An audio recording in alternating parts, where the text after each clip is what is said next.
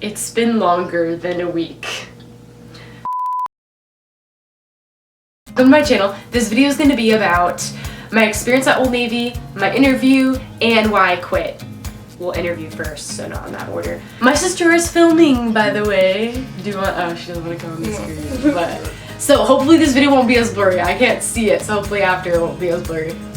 Anyway, back to the topic. Disclaimer, I was sick with something, I don't know what, so my voice doesn't normally sound this annoying. Actually, it probably does, I'm probably lying to you. But I did pursue Gap for a while, and I got an interview there, my first interview ever, and I completely failed it. I failed it pretty badly. Not because I was nervous, but because I went dressed in like slacks and like a nicer chiffon shirt, and nobody dresses that fancy at interviews at all anymore today. Nobody does that, but I didn't know because it was my first one. But it doesn't matter because I learned a lot. My second interview ever was a group interview at Old Navy, because after Gap, the manager's like, oh, why don't you try Old Navy? And so I got a group interview. There's 5 of us total, and I'll show you the outfit I wore because I know people are going to be asking that. Bethany, are you Snapchatting me? Oh, there you go. And one thing, I did a phone interview before I got this interview, and the phone interview is easy. It's like, what makes you special, or what's like unique about you, or what do you like about you, something like that. But the hardest question is you have to bring an object that describes you, and this isn't asked on the phone interview, but when you go there, you have to like think of ways to link the object to yourself, and you have to think of an object to bring in the first place. I brought my longboard, and that ended up being really good because it stuck out from everybody else. And I said, it's smooth and flexible, just like me, and I made it like, oh, smooth and flexible and easygoing, and that's something they really like. She's laughing behind the camera, but that's something they really like because in almost any retail environment, I feel like they want you to be very adaptable very quickly. And the question of how does this object relate to you? And there was, you will see on Glassdoor, there was a thing where you had to go and run out and pick an outfit.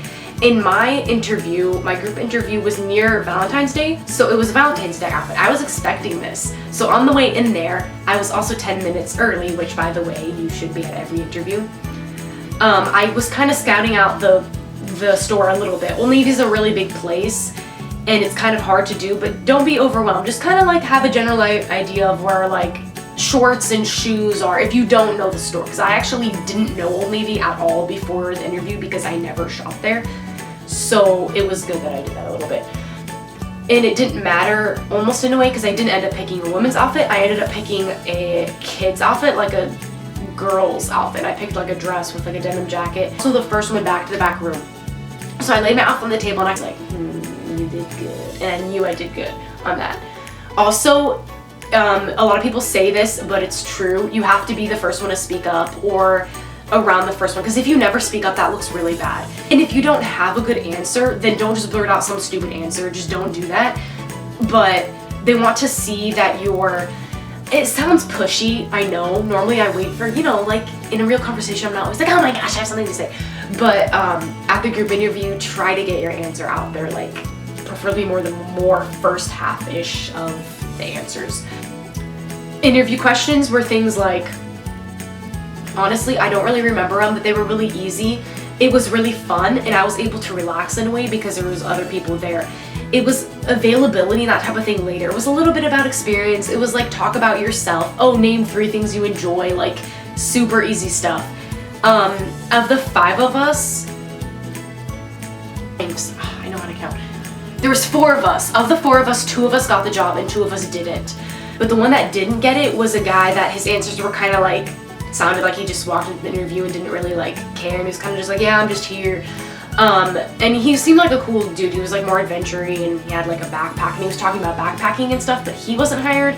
And the girl that came in a tank top, flip-flops, and shorts, and she seemed very happy and fit for the job, but she wasn't dressed for it, and her answers were kind of like not as well thought. So the group interview lasted like 30 minutes, I want to say, around there.